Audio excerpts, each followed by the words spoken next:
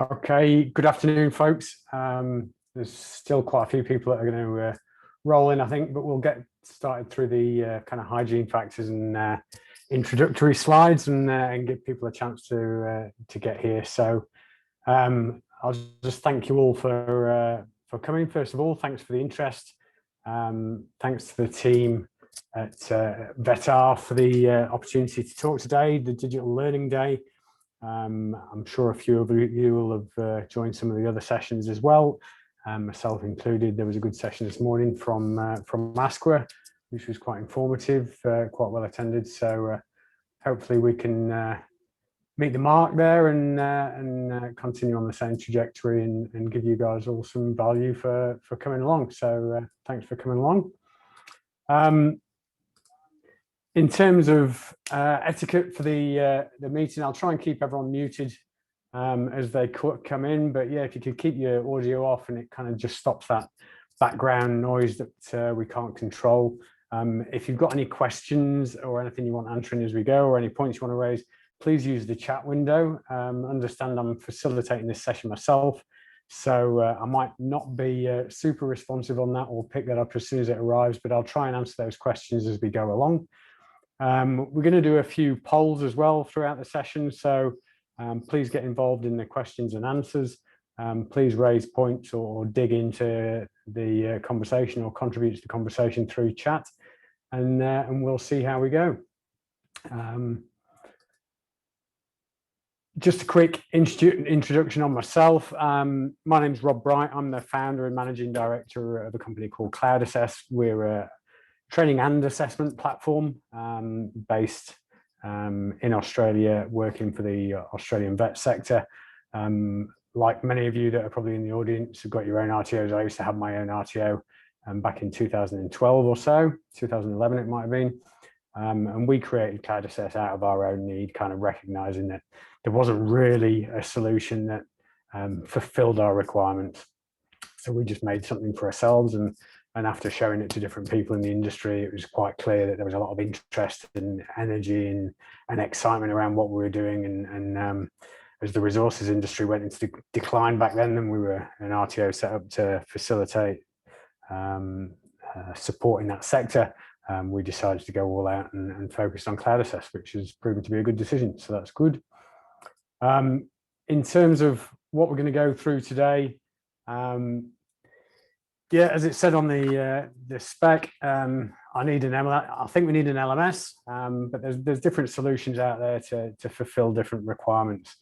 So really, you know, how did this come about? I had a chat with Phil Bevan probably a couple of months ago now when he invited me to do this session for VETAR, and we were kind of discussing what we could cover and what it'd be, or what we should talk about and all that sort of stuff. And it seems that there's a lot of companies that have, with the COVID state of affairs that we've all been through this last year, there seems to be a lot of companies that have rushed into solutions to enable them to support their students remotely in one form or another. And that was a decision that a lot of people had to make quickly.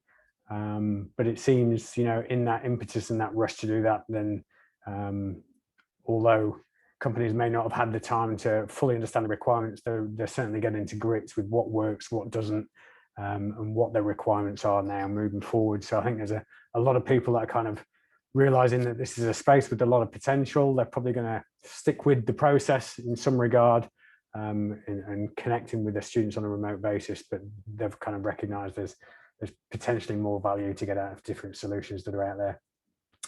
We also get a lot of people get in touch with us, and you know, in the initial conversations before we get through a demonstration or anything like that, or an inquiry, people who don't know who we are or what we're about ask very similar questions. You know, are you a student management system? Are you a learning management system? And there's a bit of an education piece around there that we are a kind of different solution or operate in a slightly different space. So interesting dynamics nonetheless, but whether you're in one of those spaces or in a slightly different space, hopefully we can add a bit of value for you today and provide some insight. Before we get any further in, we've got a bit of poll technology, so I'll not pretend to be an expert, but I'm just going to try and launch the first poll, so we'll see if we can get it working. So hopefully that should be in front of you now. I know it's poll number 4. I didn't say that anyway. So who's who in the zoo? If you could just give us a bit of an idea of what your job function is, and it can kind of help us understand who's in the audience and what kind of levels we need to focus on, or what details we need to touch. And we can also validate that the poll is working, which is good. So we'll just give that 10 more seconds or so, and then we can share the results. So obviously everyone can see that, which is good. Okay, 4 people left. So there's a few people that are just a little bit shy. 5 people left, 3 left. All right. Okay, well, we'll call that a day. On out 22, 2 more people. No, that's all right. Okay, so we can share those results. So the majority of people in the audience are assessors, which is great. Welcome. And then we've got some training managers, compliance managers, a couple of people that look after administration. So, and 3 others, who knows? So that's good. Okay, then. So if I just step back to the agenda a second, so we're going to give a bit of background and a bit of context about what we're going to talk about and how we're going to kind of tread through that. And we're just going to kind of highlight that there's different educational pathways that we can take through a journey as a learner on our way to a job, whatever that might look like. So we'll have a bit of a chat about how they're different and what they're like. And then we'll kind of look at requirements, whether that's requirements for your customers, requirements for RTOs in terms of standards, or different operations or tasks that you might perform in terms of RTOs. We'll also have a look at learning and assessment, and kind of get you guys involved in what the different practices that you might require a solution for are, and if we've got time, got a bit of a space filler at the end, just to talk about if you're looking to implement a solution, just a fast 5 in terms of how you might go about it, or things that you might want to watch out for. So in terms of context, yeah, there's loads of different online technology out there, and it's not just online assessment or LMSs. There's all sorts of technology that you can use to connect with the learner in a more efficient context. So we'll have a look at that in a second, and then kind of look at it in the context of these education systems and kind of consider why they're different. But in terms of online tech, there's loads of technology out there. Depending on where you are on your kind of adoption journey, you may be realizing more or less benefits, or validating that that's working for you, or that you need something that's more cohesive or more holistic in terms of supporting your process.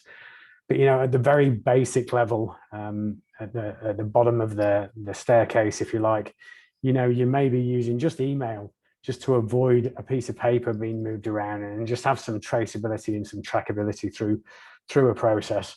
It may not be ideal, and there may be workarounds involved there, and it may be a little bit more manually intensive for people to manage. And in a small workforce, that's probably okay. But as your workforce gets bigger and there's more emails flying around, it may get a bit more complicated. Next up, you may have a kind of download upload scenario, and that might be facilitated through something like a shared folder through Dropbox with each of your learners, and you could literally issue work through that, communicate that that's ready, and they could work on that and upload it when it was ready. And again, there's different benefits to getting into that sort of space. Again, you're avoiding moving paper around. Manual intensity is still there, and there's probably still the risk of mistakes or revision control issues and things like that. But nonetheless, there's a step up in the efficiency that you can benefit from, and how you can manage as a business. You could have what I've defined as kind of an electronic embedded process, and that could be something as simple as a Google form or an online form that rather than being a document that people have to use, download and upload, which may be a barrier in terms of computer literacy for some of your candidates. You could literally give them a link to a page where they could go onto a page and answer questions directly into a format that you've defined. Now, again, is it perfect? No, it's not. Is it a level up? Yes, it is. There's benefits involved in that. There's probably still some manual intensity, revision controls issues and design issues that you know, you're not going to get around. But again, it's a step up in a process of getting to kind of the best solution possible. Learner journey integrated is a phrase I've coined to kind of describe, well, rather than just interacting with an electronic form or something like that, there'd be part of a course or a collective where you take them through a journey or an experience in a platform. And, you know, that might be an LMS or an assessment solution, very much like my own, but it's going to be a more cohesive experience, you know, and they may have extra features or functions in there, whether it's, you know, the ability to have discussions as a class, or, you know, whether it's messaging or calendaring or whatever it might be. Then ultimately at the top, you know, it's the perfect system. If there was a perfect system out there, what would that be for you? And that's something that isn't just about I suppose, the online training or the assessment process, but it's really going to look after your business as a whole and kind of tie together those processes from enrollment to result. And that's, I suppose, where you're going to get the most benefit or the most efficiency. Just to kind of clarify what we're talking about in the context of this discussion, and I'm sure everyone's heard of LMSs before, or everyone knows what LMSs are, but just to clarify and just to make the discussion a bit more cohesive, I've just pulled a couple of definitions off good old Google. And a learning management system, an LMS, we're talking about a software that's designed to create, distribute, and manage the delivery of educational content. So as the name kind of defines, it's a learning-centric solution designed to take learners through a journey there. Now, online assessment, and I'm speaking from the perspective of Cloud Assess. I can't speak for other assessment platforms that are out there, but from our perspective, you know, assessment or an assessment management solution is something we've created to specifically enable RTOs to create and manage the process of assessment for vocational education. So we started our solution as a very assessment-centric piece of software for the vocational education industry over here, and we built on that based on, you know, understanding or better understanding industry needs and adding extra capabilities to add more value to that client base. So we'll just go to the audience again for another question. And this time, let's see if we can't pull this up. We'll just get a feel for what level of adoption we've got for people using any form of technology in their assessment or their training processes. And if that's the case, have you completely eliminated paper in your training or assessment processes? Whether you're completely paper free, which is awesome, or you still use paper for some tasks, whether it's, you know, administrative tasks or you know, it might be observation checklists or whatever it might be, or you might still be using paper for everything. Interesting this morning on the session with ASQA, and they mentioned that between March and July last year, more than 1,000 providers got in touch with them to tell them that they were taking some or part of their training online. And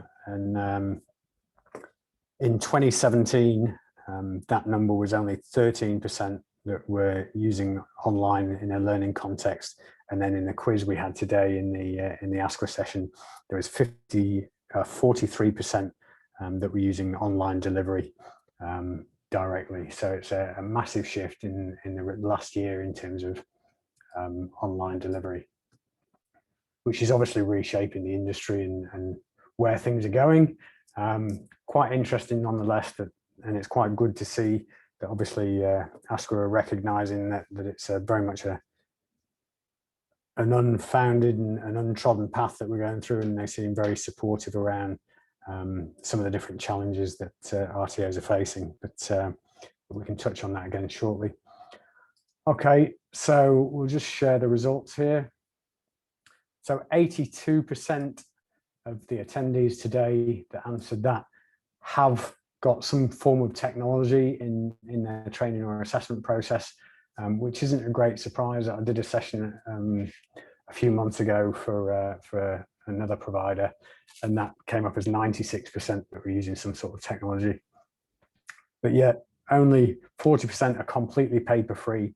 So there's obviously some opportunities to digitize further processes or get the benefit of some technology that's out there for half of the clients that are, or the people in the webinar today that are attending, that still use paper for some tasks. And we've still got a couple of RTOs, which isn't unusual, that still use paper for everything. And, you know, 9 years ago when we first got into Cloud Assess, you know, pretty much every conversation we had, RTOs were still using paper for absolutely everything.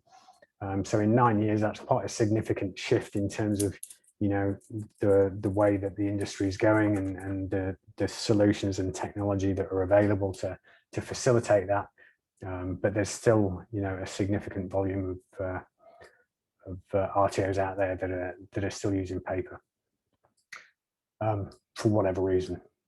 Okay, so we'll keep moving on. So in terms of educational pathways, and I should have perhaps put a poll up for this. Let me just close that poll. We all know that there's different paths to go through school and university and whatnot. And, you know, these aren't completely mutually exclusive anymore. You know, we've got vetting schools that kind of introduces school children to, you know, vet qualifications much earlier these days, which is a fantastic thing. We've also got a bit of crossover in kind of the academic path that, you know, students can get into uni early for certain reasons or what have you.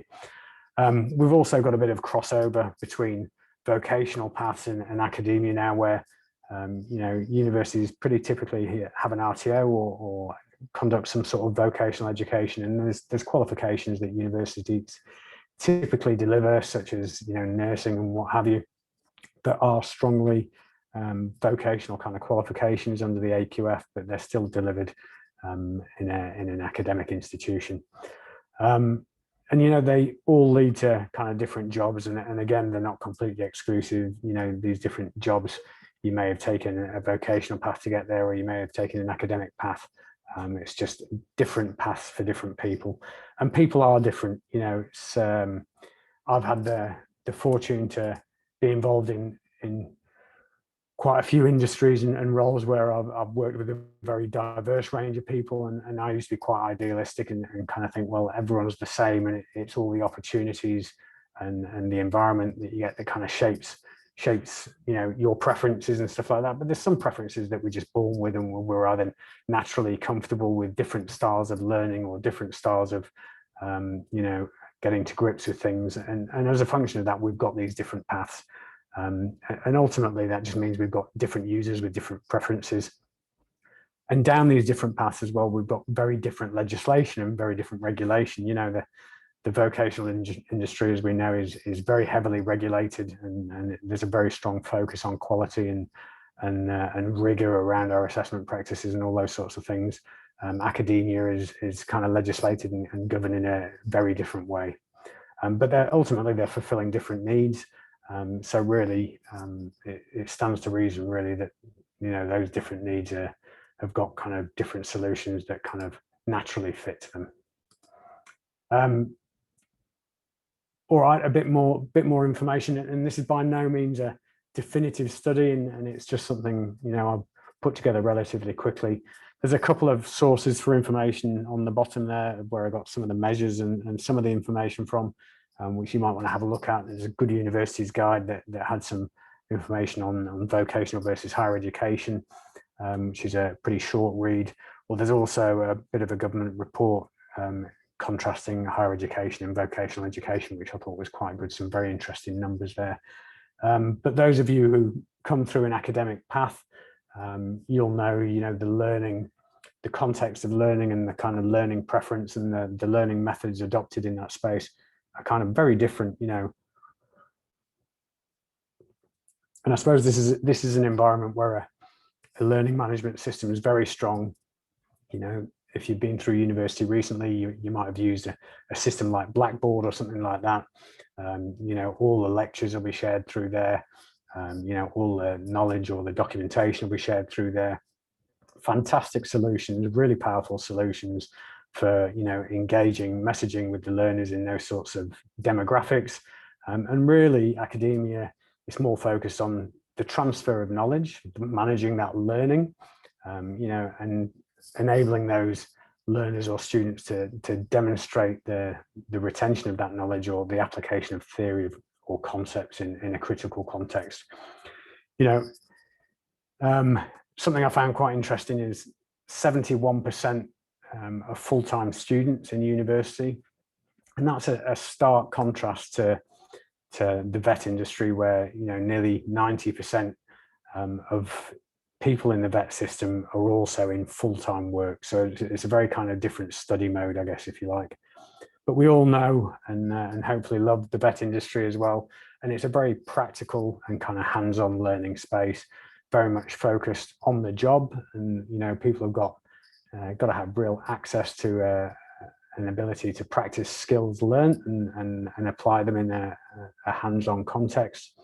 And we know it's all about developing skills and creating competency in those skills. You know, essentially it's vocational, so it's a direct path to a job. In terms of the number of institutions there, the numbers at the top just represent the number of higher education institutions based on the numbers off one of those sources. So we've got 176 on the left, and I believe that includes TAFEs and in the context that they provide diplomas and higher certificates like that. And on the right, we've got vet providers. So there's a bit of a double dip on TAFEs, and when we're talking about Cert 3, Cert 4s and the like. Interestingly, and the numbers in one of those websites were a bit out of date, but I think it was back to 2017, 2018. There's 4.2 million people in the vet system, and the academic system is about 1.5 million people. So, you know, in terms of the popularity of a path, the vocational path is much more kind of entrenched within the Australian workforce. And when you think about these kind of full-time versus part-time paths or what have you, you know, if you're full-time in work, then it's going to be a very different impetus or you know, kind of drive that you've got to have to get home and do study at night. So, you know, I think the study on the job just makes sense in that context, and usually people would be doing so. But, you know, typically what we used to find before we started Cloud Assess and when we spoke to RTOs and companies, there was a lot of frustration with learning management systems, that it was difficult to engage, particularly with the trades.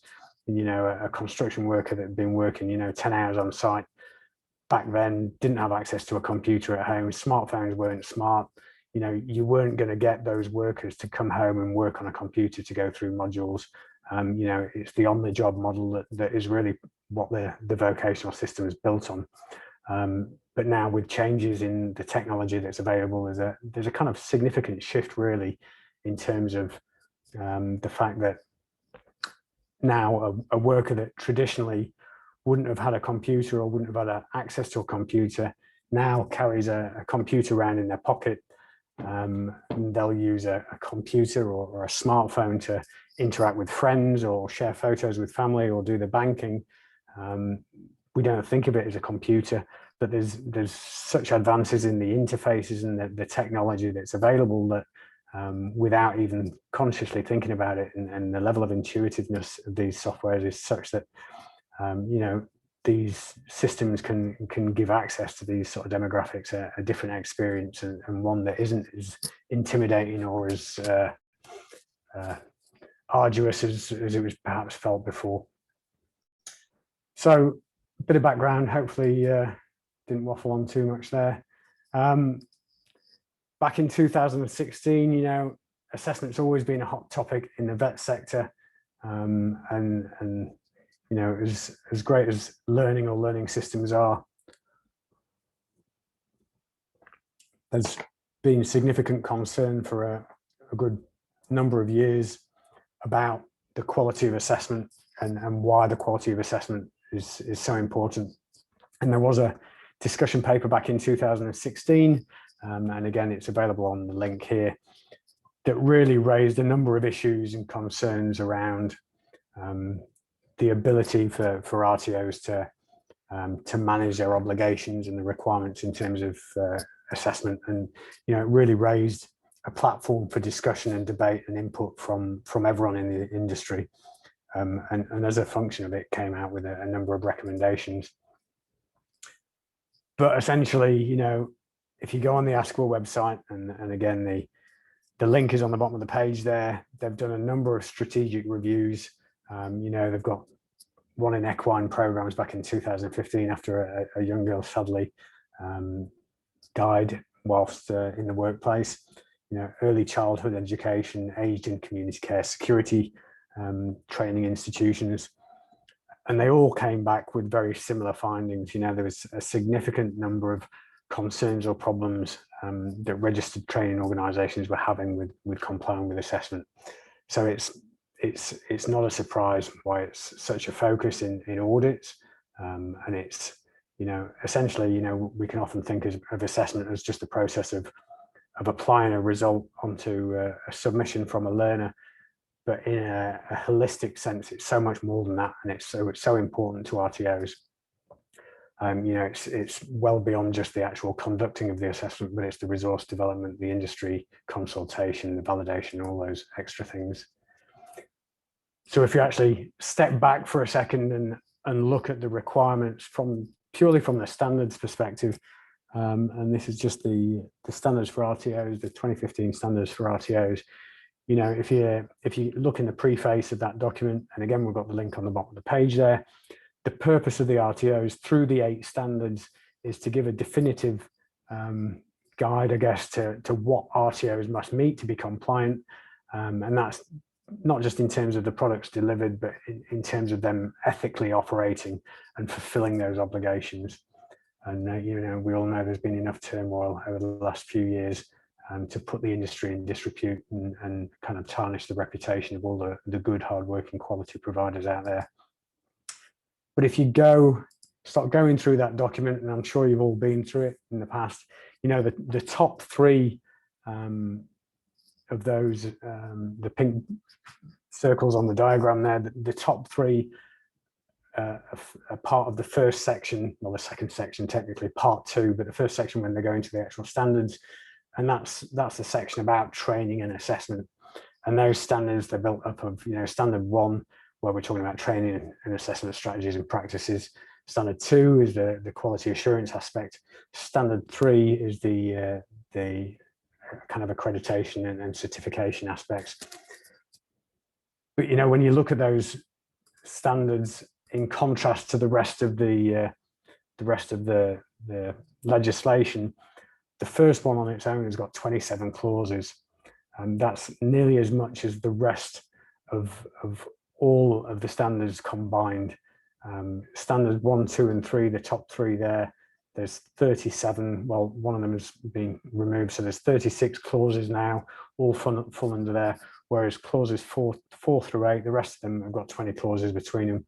So we know assessment's a massive part of the requirements and the standards for RTOs to meet.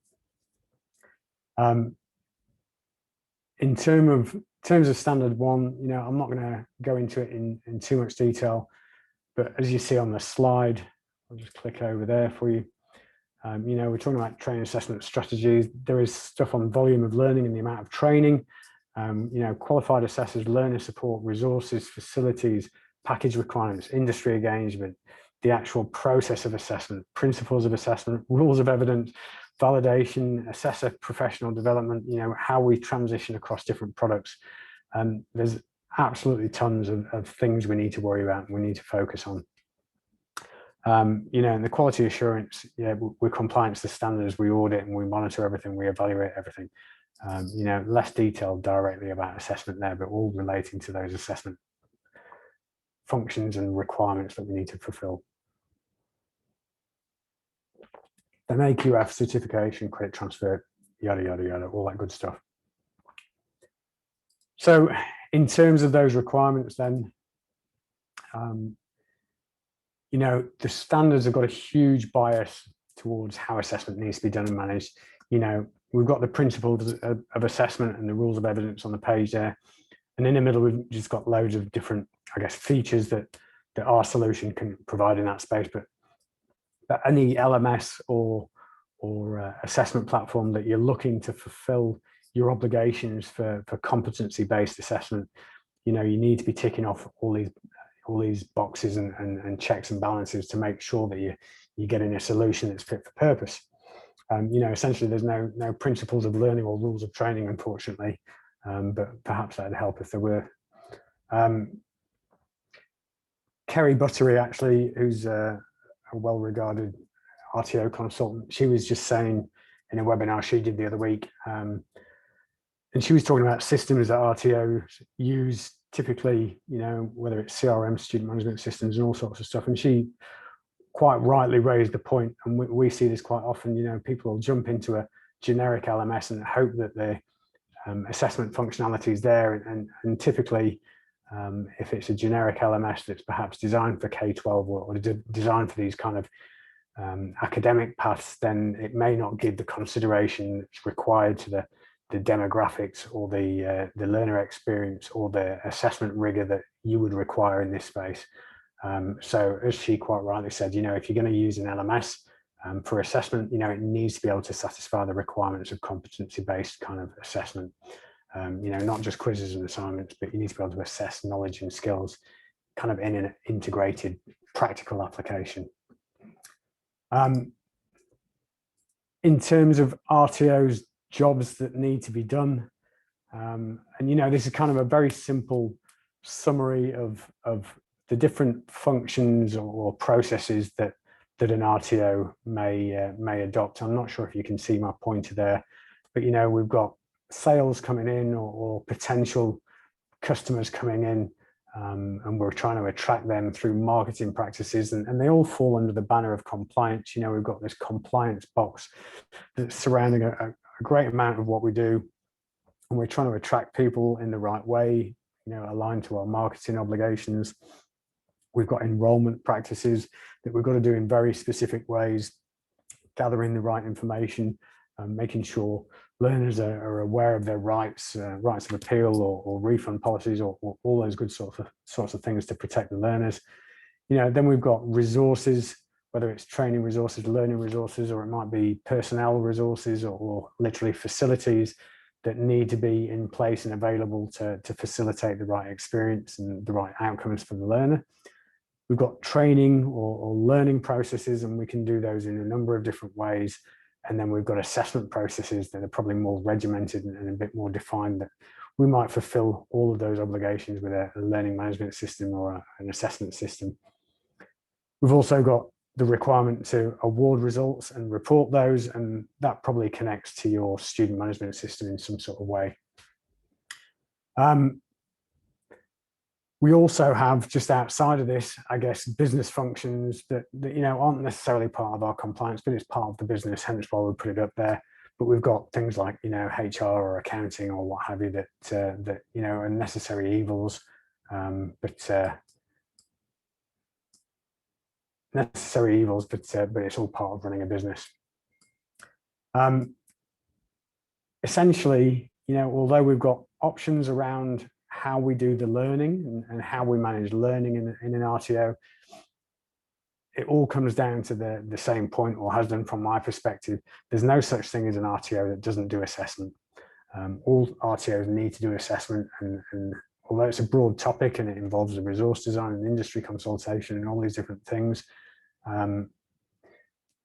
essentially every RTO needs to do assessment, and then they need to do it well to be compliant. And as we saw earlier on one of the slides, you know, assessment is the gatekeeper of quality, as ASQA put it in the past.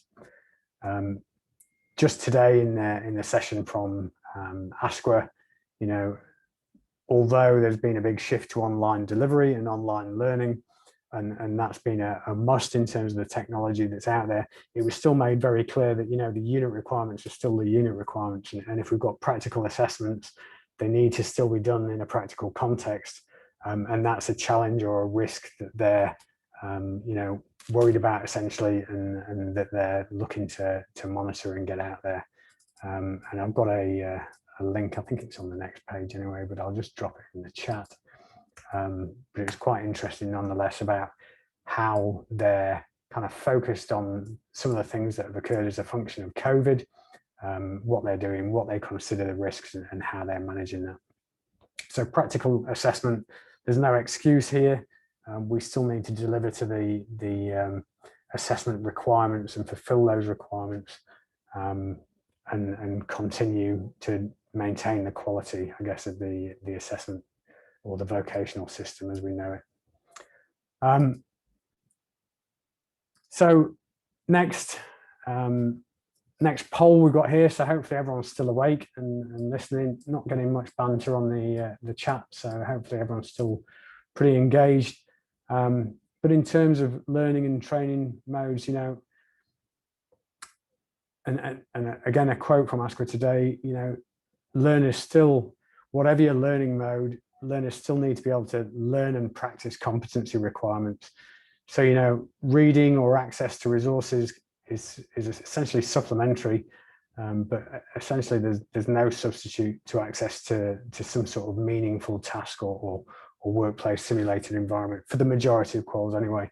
I'm sure there's qualifications out there where that can be managed very effectively. But in terms of the next poll, let's just see if we can't pull that up.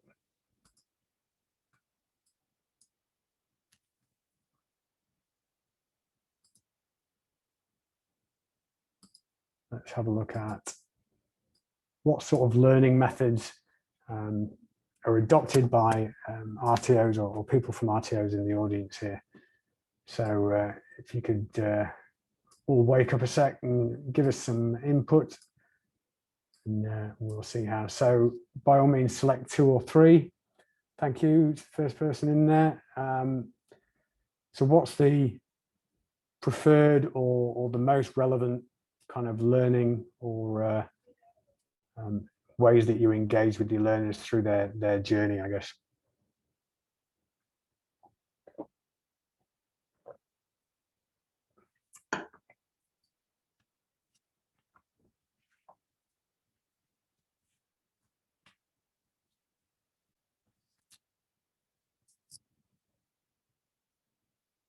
Okay, we're up to 16 people that have responded. We get a few more. Well, that's it. 7 people left. We're up to 18 of 25 in the room. See if we can get some more.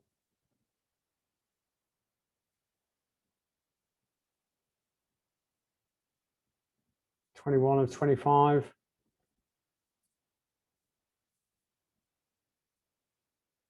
We're at 22.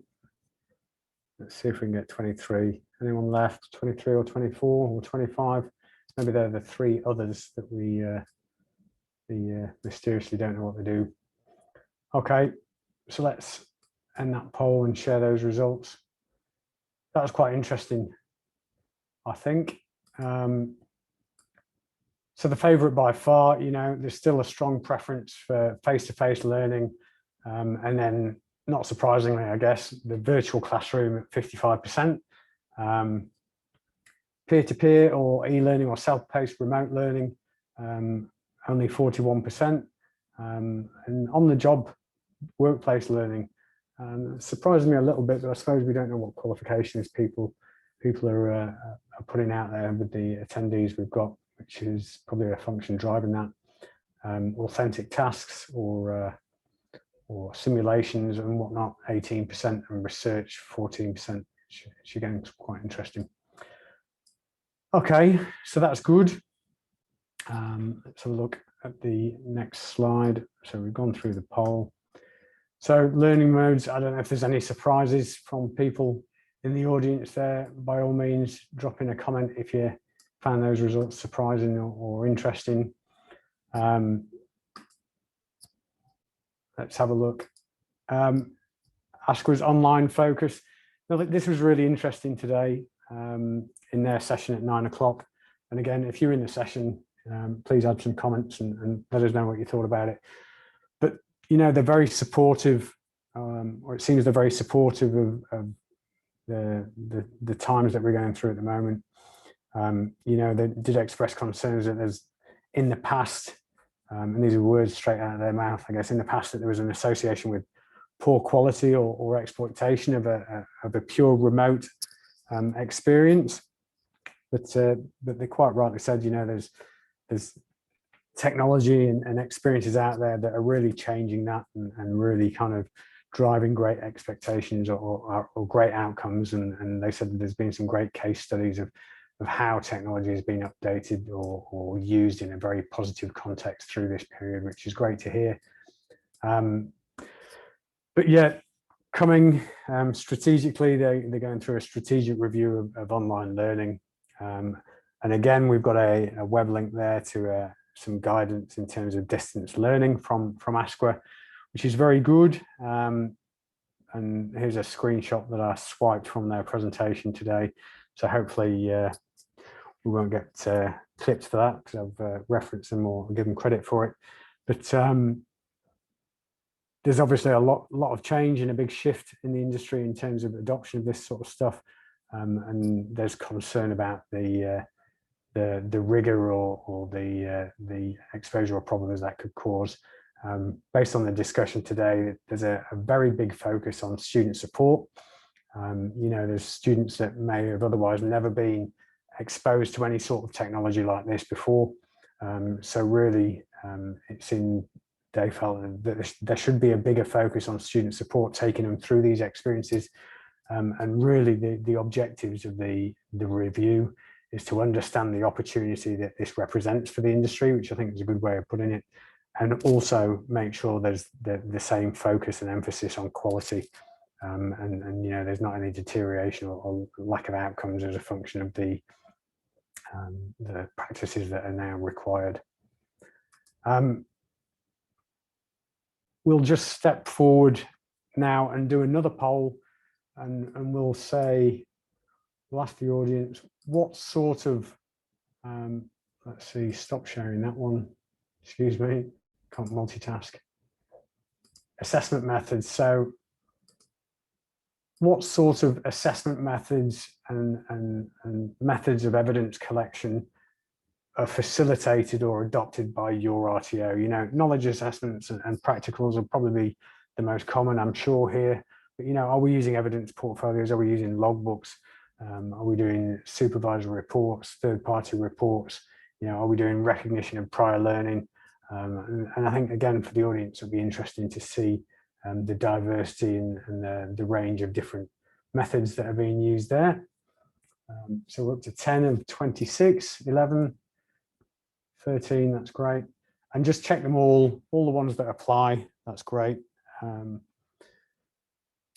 We'll see how that kind of continues to evolve. Right, we're up to 17 of 26 in here.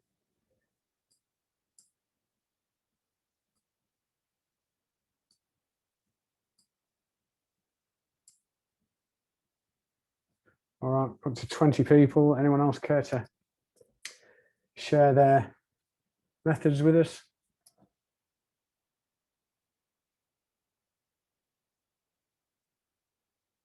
All right, we'll call it 21. Oh, we've got 21, that's great. 22. All right, we've got the 3 others, or 4 others. We'll leave them. Last second to get it now. All right. So again, some interesting results. That's good. All right, let's have a look at those. So 95% assess knowledge. Well, we're going to do that. I'm a bit surprised that someone doesn't do that at all, but maybe they've just gone for the preference rather than or maybe they assess knowledge through a practical or an observation checklist, which is quite an interesting way of going. So knowledge assessment is the most common one, closely followed by the practical observation. Some people using videos, 30% of people using videos, and we actually saw the adoption of video increase by about 5 or more times as soon as COVID started. The amount of videos we were processing and having uploaded to the system grew massively.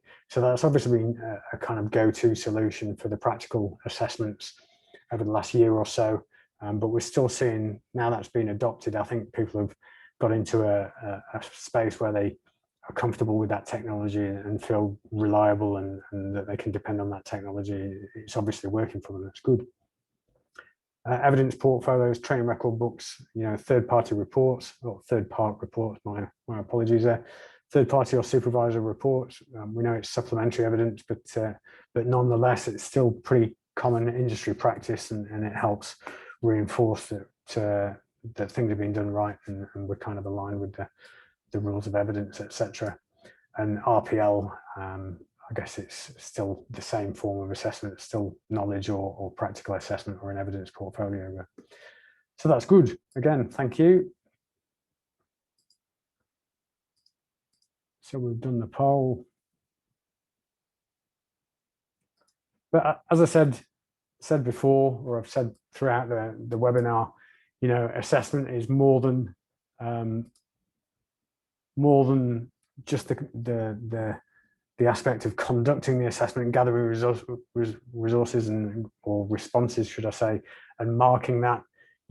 We've got the resource development, which can involve mapping and unit control and continuous improvement. We could have different paths that we require for different types of assessment, whether it's a logbook or an RPL or a different type of record. It may require a different path. We might need to manage different attempts, and how do we manage those and make sure that we're aligned to our policies and procedures. We've got appeals processes, different record types. Do you have a record type for commencements in your RTO? Different funding contracts. I forget which state it was. It may have been Victoria, require a commencement record that is separate from assessment. What are our retention obligations? What metadata do we need behind these assessments that's going to tell us when it was started, finished, saved, or interacted with? All these different things add to this requirement that are well beyond kind of just the simple kind of thought process of just getting an assessment done or getting those responses from a learner. I'm going to summarize here, but I'll go on and go through the quick 5 for implementation if anyone wants to hang around. So you'd be more than welcome to and share your thoughts, and there'll be a chance for questions at the end, or anyone's welcome to chip in questions as we go. But whether you're really looking at an LMS or an online assessment solution, I guess the important thing is to recognize that there's those strong requirements for assessment, I guess, in the vocational space. And if you are going down the LMS path, there's a lot less legislation around how you need to do learning, and you need to consider which learning modes are appropriate for your units and the qualifications you deliver and the training and assessment strategies that you deliver for your organization or your learners. So really the hard and fast of it is really get to grips with your requirements and understand your requirements, so actually you can kind of go to different providers and say, well, actually I need to be able to conduct learning in this way, or this is how I expect it to complement my process. And the same with assessment. These are the types of assessment that we do. This is what I need a tool to be capable of. And it's not just the methods of assessment, but all those other things that surround assessment that are probably important as well.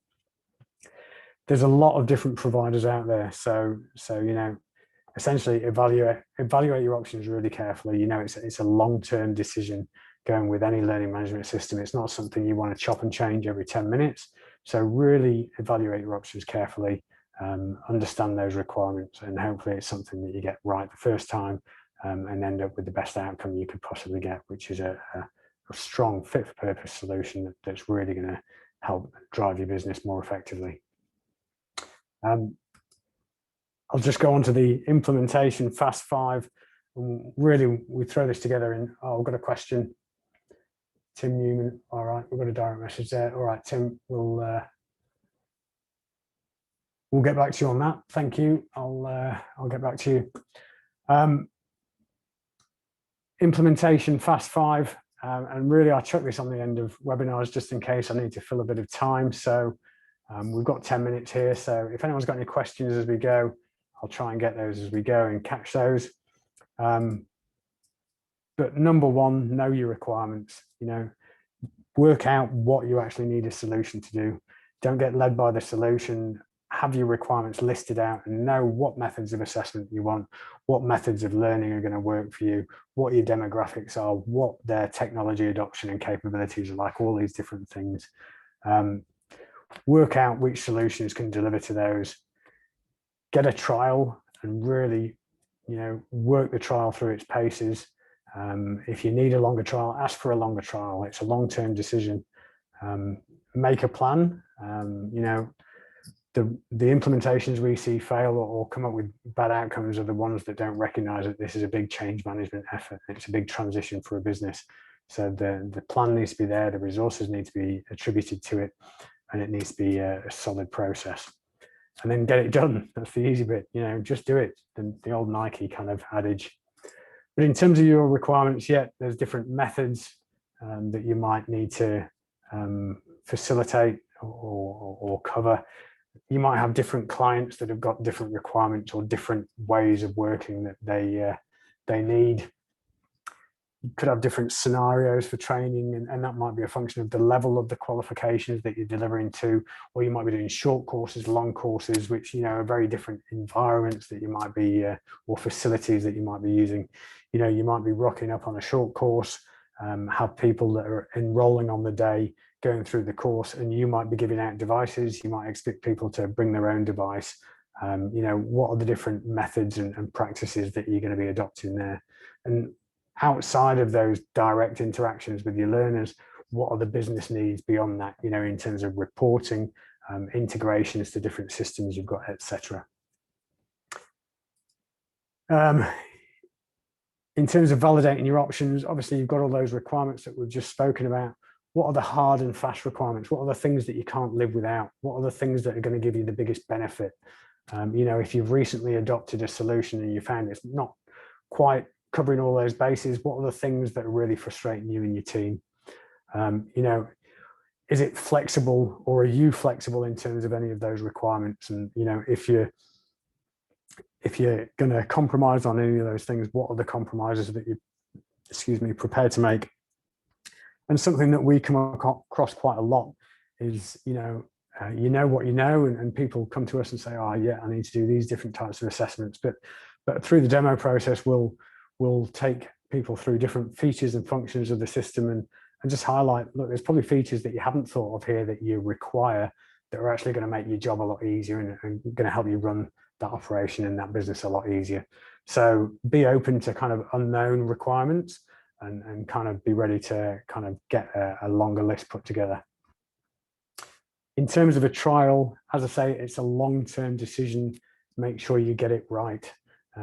It's a very frustrating process changing any system. And if you're already using a system, there's a transition process to manage and get across there. But essentially, get a trial, follow all your methods and your processes, test them all with real resources, with real students if you can, to actually conduct a pilot and actually validate that it does everything the way that you do things without compromise. All those supporting processes and scenarios, whether it's, designing and updating resources, issuing those to students, enrolling students, messaging and communicating with learners, all those different things. How are we going to manage that? If there's problems, how do we manage it? Second attempts, what if we make mistakes? How do we correct those? All these sorts of things. We're going to draw in on the screen. Thank you. Okay. Make a plan. It's a big change management effort transitioning into a new system. So it's really important to have a robust and well thought through plan, and any provider should hopefully have the resources or the people that can help you do that. But it's not just about getting the system in, but there's a transition of skill and capability for your team. You're potentially going to have to digitize resources and get those in. You're going to have to train people on how to use the system. You're going to have to learn to walk before you can run. There might be procedures to make. We always recommend a pilot, and we validate processes first. So make sure you plan. Failure to plan is a plan to fail, as they say. Got a question from Levi, that I'll just bring to the audience. How does Cloud Assess handle video-based assessments? Well, Cloud Assess, you can pretty much construct any sort of assessment you want with any sort of content that you want. So within an assessment, you provide clear instructions to either the learner or the assessor, depending on who you're expecting to take that video. And then you give them an upload field where you want it and clear instructions. So you just basically build the assessment how you want them to work it. And through the interface, you can just release or issue that work either to the assessor or to the student as and when they want to do it. And through using their mobile phone or an iPad or even a computer, they could create that video and upload that video directly. So hopefully that's answered your question there. Good question, thank you. Thank you, mate. Okay, last bit, get it done. Don't get left behind. Technology's had a massive shift, as I said at the start, over the last 10 years that we've been doing this. You know, when we started, there was a lot of people that were still on paper. Now, today, we've had 2 people out of the audience. So it's the minority now, you know, 10% or less that are still using paper. There's the technology out there that means you can cover all these different scenarios and different methods and just understand what you're doing and how you're going to cover those with a system if you're looking out there. But really, don't get left behind. You know, if you're not moving forwards and adopting some of these features, I think you're probably moving backwards now. You know, the technology is well founded. People are used to using the technology. Everyone's got a computer in their pocket. You know, it's a great time to make that transition, and you probably face a lot more risk than the early adopters did. You know, resource your plan. Make sure you've got the team and the people that you need to facilitate that, and keep going. You know, every step towards a digital process is a step forward in terms of efficiency and benefit for your business. So even if you're just taking the first step and working out how to integrate Dropbox or something with the learner experience, then it's a step in the right direction. But keep going. There's just more and more benefit to get for the business, and keep you streamlined, keep you efficient, and you know, operate more in the context of, I guess, what's expected by today's learners. That's the last slide. So I'm just going to open the floor for any questions. If anyone's got any questions that they'd like to ask.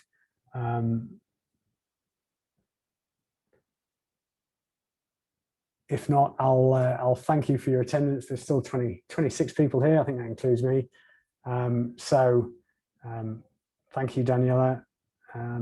Thanks everyone for coming along. It's been great to have the opportunity to talk. If you've got any other questions, please feel free to get in touch. My email address is rob@cloudassess.com.au. Feel free to drop me a line or throw me any questions that you might have. I'll just drop that in the chat. Always keen to share a bit of insight or experience that you might have had with the industry. Slides will be sent out to everyone today. Greg's just asked, does the company need to be affiliated with an RTO to use Cloud Assess? Now we've got customers that use Cloud Assess for non-accredited training, but they still want the rigor of a kind of accredited process. So you don't have to be an RTO. Yeah, Levi, get me out of paperland. Yeah, it can drive you crazy. Yeah, you don't have to be an RTO. We've got customers that aren't RTOs that partner with RTOs. We've also got customers that aren't RTOs at all, but obviously the majority are RTOs.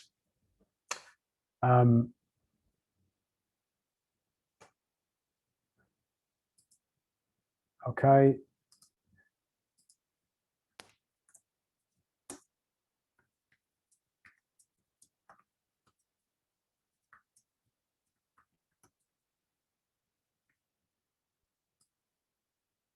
Tim, you've got your question there. I'll get one of the team to email you. We should have your email from your registration. If you don't hear from us, please, you'll hear from us today, but if you don't hear from us, I think you're the Tim Newman I know anyway, who we've worked with in the past. But if you've not heard from us, just feel free to email us at info@cloudassess.com.au, but we should have your email address from the registration process. So we'll be in touch in the next 10 minutes or so. Thanks, Tim.